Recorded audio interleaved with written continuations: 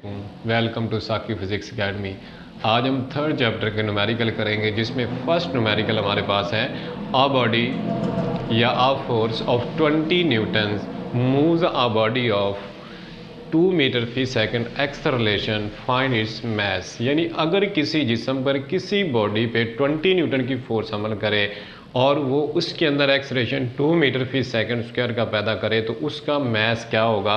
तो देखें डाटा में हमें उसने जो चीज़ दी है वो कहता है जो फोर्स एक्ट कर रही है किसी जिस्म पे, वो वाली जो बॉडी है उस पर 20 न्यूटन की फोर्स है एक्ट करती है और उसके अंदर जो एक्सेलरेशन क्रिएट होता है वो 2 मीटर फी सेकंड है स्क्वायर है। तो कहता है फाइंड इट्स मास, यानी उस बॉडी का फिर मास क्या होगा, तो वो हमने फाइंड करना है। एम हमने फाइंड करना है। देखिए सोल्यूशन में हम क्या देखेंगे, यानी उसने हमें फोर्स भी दी है, एक्सेलरेशन भी दिया है और उसके साथ वो कहता है मास मालूम करें। हमने अब वो रिलेशन चेक करना है कि वो कौन सा रिलेशन है, वो कौन सा फार्मूला है जिसके अंदर ये तीनों चीज़ें हों। तो हमने न्यूटन का सेकंड लॉ पढ़ा था F इज टू एम में, जिसमें फोर्स भी थी, एक्सेलरेशन भी था और मास भी था। तो हम कहेंगे बाय न्यूटन सेकंड है law, by second law of motion या बाय न्यूटन सेकंड है लॉ क्या था, हमने पढ़ा था F is to m a. तो यहाँ पर देखिए हमने फाइंड क्या करना, मैस फाइंड करना, तो m यहाँ पर आ गया। तो ये जो एक्सेलरेशन है ये दूसरी साइड पे जाके डिवाइड होगा फोर्स के, ओवर में आ जाएगा F, M is equal to F over a आ गया। यानी आप इसको मुसावात या इक्वेशन नंबर 1 का नाम दे दें।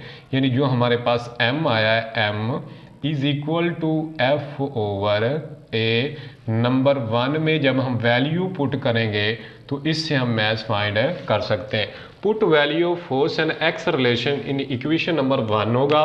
तो m इज इक्वल टू हमारे पास जो उसने फोर्स दी है वो 20 है, ओवर जो एक्सेलरेशन दिया है वो हमारे पास 2 है। तो ये देखिए 2 1 2 2 1 2, तो ये हमारे पास m इज इक्वल टू 10 आ गया। तो देखिए मैस का यूनिट किलोग्राम होता है, तो ये 10 किलोग्राम बॉडी का मैस होगा।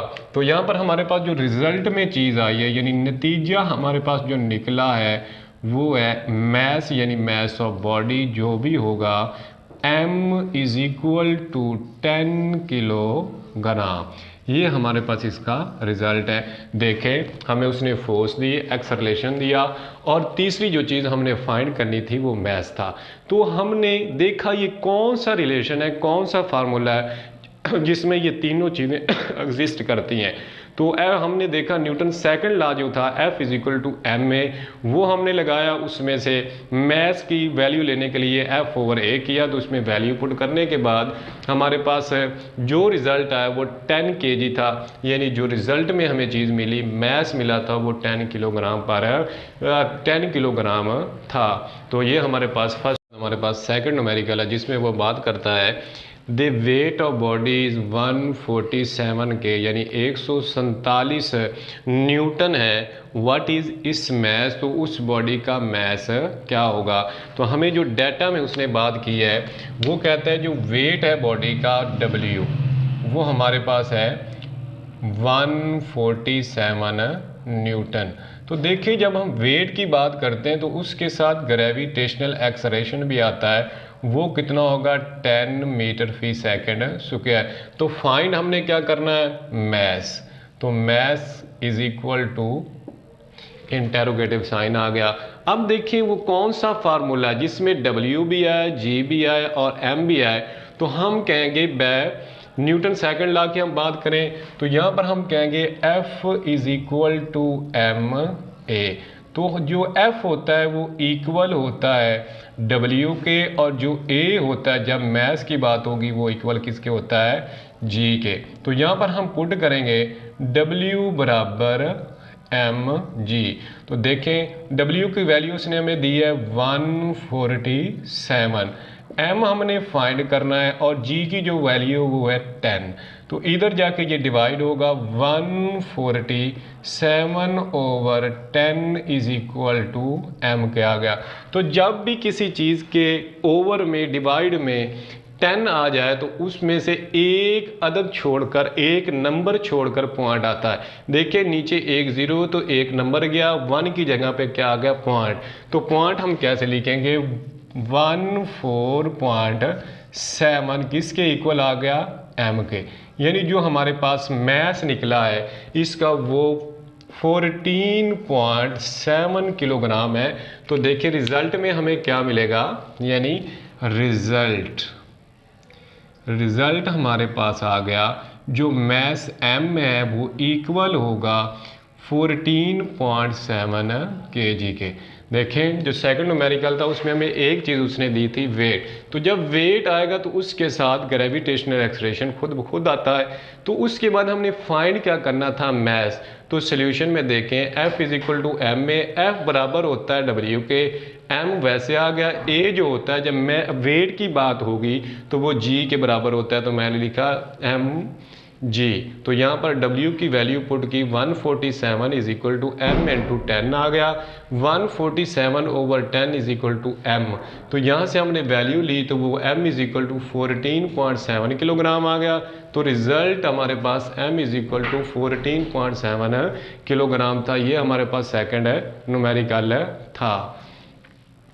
इसके बाद हमारे पास थर्ड न्यूमेरिकल है जिसमें वो बात करता है how much force is needed to prevent a body of mass 10 kg from falling. यानी कोई बॉडी है वो किसी हाइट पे पड़ी हुई है तो उससे, यानी फर्द क्या ये वाली हाइट है यहाँ पे पड़ी है, इसे गिरने से बचाने के लिए कितनी फोर्स रिक्वायर्ड होगी। वो कहता है जो इसका मैस उसने दिया है वो हमारे पास है 10 kg।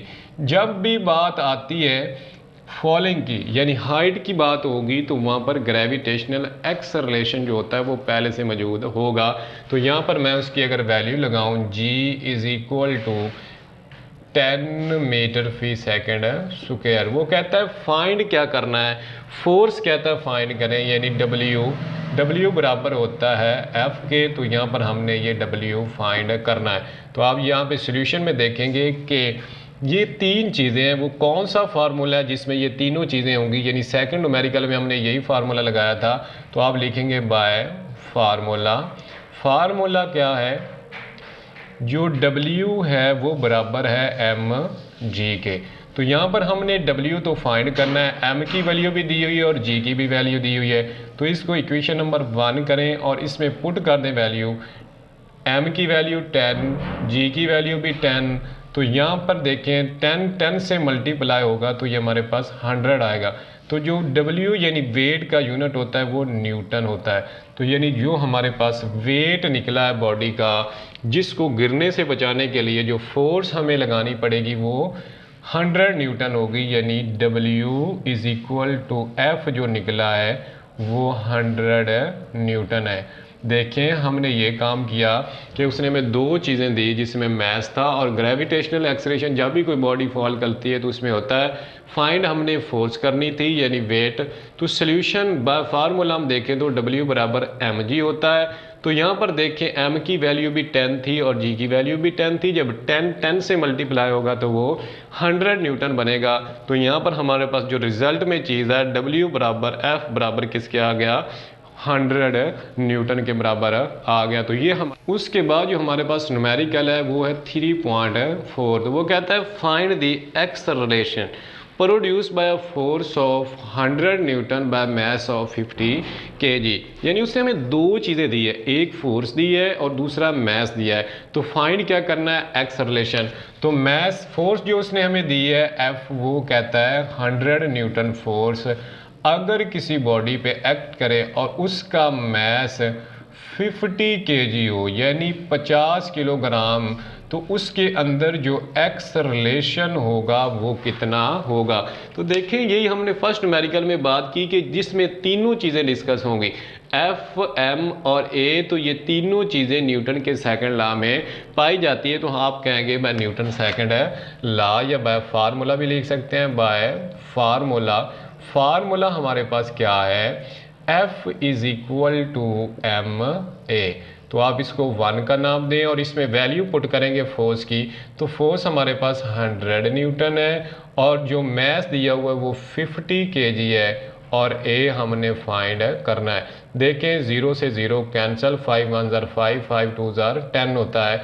यानी जो ए हमारे पास यहाँ पर आया है वो हमारे पास यहाँ पर देखें, अगर ये 2 आ गया और एक्स रिलेशन का जो यूनिट होता है वो मीटर फी सेकंड स्क्वायर होता है। तो यहाँ पर आप लगा दें जो एक्स रिलेशन हमारे पास आया है वो है 2 मीटर फी सेकंड स्क्वायर। तो रिज़ल्ट में हम देखें कि जो हमें रिज़ल्ट मिला है वो क्या होगा, यानी result x relation is equal to 2 metre fee second square है।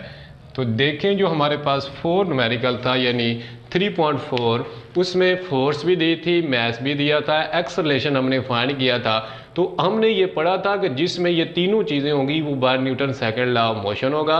F is equal to m में, तो यहाँ पर F है 100 न्यूटन, मैथ है 50 kg, एक्सलेशन ये है। तो एक्सलेशन यहाँ 0 से 0 कैंसिल होगी और 5 1 ज़रा 5, 5 2 ज़रा 10 होता है। तो A is equal to 2 metre fee second square आता है।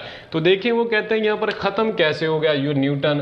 तो न्यूटन जो होता है ना ये होता है किलोग्राम मीटर फी सेकंड स्क्वायर, और इधर हमारे पास किलोग्राम दिया हुआ था, किलोग्राम से किलोग्राम कैंसिल हो जाएगा तो ये मीटर फी सेकंड स्क्वायर बन जाएगा। तो इसके साथ एक्सलेशन का यूनिट क्या बना, 2 मीटर फी सेकंड स्क्वायर। और उसके बाद जो हमें रिजल्ट में चीज़ लिखनी है कि एक्सलेशन जो हमारे पास आया वो 2 मीटर फी सेकंड स्क्वायर था। तो ये हमारे पास आज के